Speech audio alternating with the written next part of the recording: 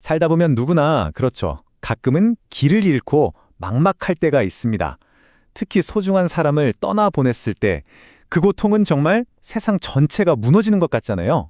오늘은요, 바로 그 어둡고 깊은 슬픔의 터널을 지날 때 우리에게 작은 등불이 되어줄 지혜를 한번 찾아보려고 해요.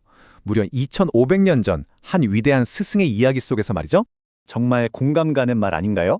분명 한 사람만 내 곁을 떠났을 뿐인데 세상의 모든 소음과 색깔이 한순간에 사라진 듯한 그 텅 빈 느낌. 이건 뭐 시대를 막론하고 누구나 겪을 수 있는 너무나 인간적인 감정일 겁니다. 자, 그렇다면 여기서 궁금해지죠. 우리가 흔히 성현이라고 부르는 위대한 철학자, 공자는 과연 이런 거대한 상실감 앞에서 어떤 모습을 보였을까요? 어쩌면 그의 반응 속에 우리가 지금 배워야 할 무언가가 숨어 있을지도 모릅니다. 한번 같이 들어가 보시죠. 이야기의 시작은요, 아주 의외의 장면입니다. 바로 성인 공자가 흘렸던 눈물. 자신의 모든 것을 이어받을 거라고 굳게 믿었던 한 사람의 죽음이 그 시작점이었습니다. 여러분, 안현은 공자에게 그냥 제자 그 이상이었습니다. 자신의 학문과 사상, 그 모든 정신을 이어갈 유일한 후계자라고 생각했던 인물이에요. 그러니까 안현의 죽음은 단순히 사랑하는 사람을 잃은 슬픔을 넘어서 공자 자신의 꿈과 미래 전체가 한순간에 무너져 내리는 듯한 그런 절망이었던 거죠.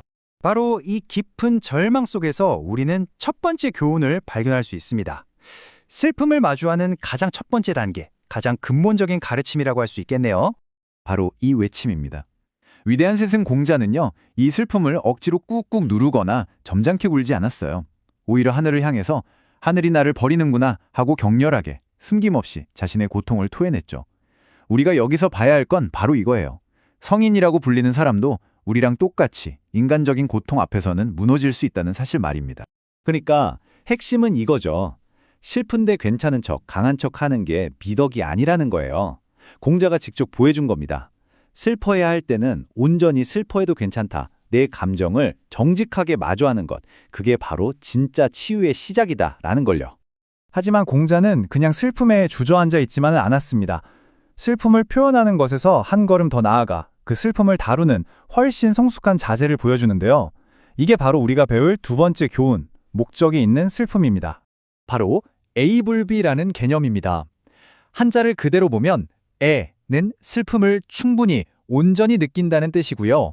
불비는 그렇다고 해서 그 감정에 완전히 압도당해서 내 삶까지 무너지게 두지는 않는다는 뜻이에요.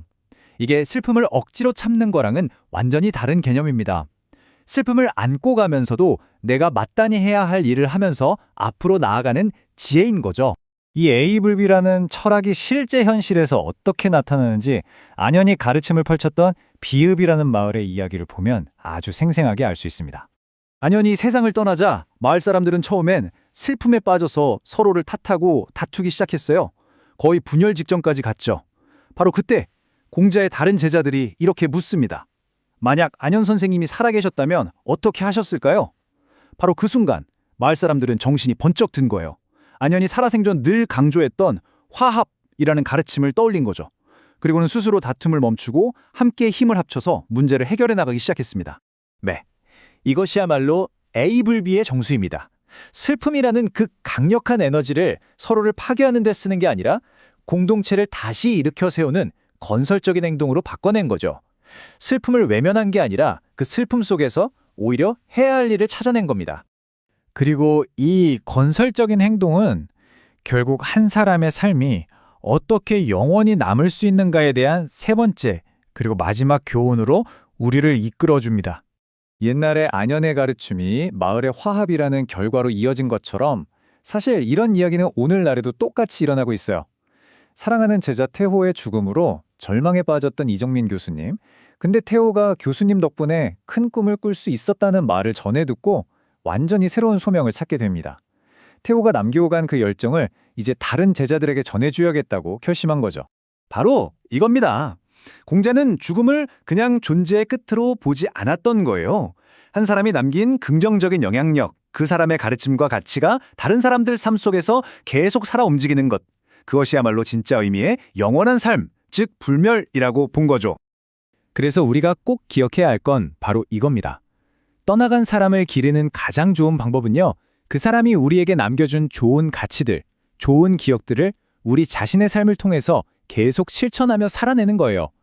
그게 바로 그 사람의 이야기를 멈추지 않고 계속 이어가는 유일한 길입니다. 자, 그럼 이제 공자의 눈물에서 시작됐던 이 지혜의 여정을 마무리하면서 이 가르침들을 우리 각자의 삶으로 한번 가져와 볼까요? 오늘 우리가 함께 정리해본 3가지 지혜입니다. 첫째, 슬플 땐 솔직하게 표현하자. 둘째, 그 슬픔의 힘을 내가 해야 할 일을 하는 동력으로 바꾸자. 그리고 마지막, 한 사람의 진짜 가치는 그가 남긴 선한 영향력 속에서 영원히 이어진다는 사실을 잊지 말자. 공자의 이야기는 우리에게 정말 큰 위로를 줍니다. 슬픔이라는 게 단순히 고통스러운 마침표가 아닐 수도 있다는 걸 알려주거든요. 오히려 그걸 통해서 삶을 더 깊이 이해하게 되고 인간으로서 한 단계 더 성장하는 그런 과정이 될 수도 있다는 거죠. 우리가 사랑했던 사람의 이야기는 그의 죽음으로 끝나지 않습니다. 그 이야기의 다음 챕터는 이제 우리 손에 넘어왔습니다. 그래서 제가 여러분께 드리고 싶은 마지막 질문은 이겁니다. 그 사람의 이야기 다음 페이지, 당신의 삶으로 어떤 새로운 이야기를 써 내려가시겠습니까?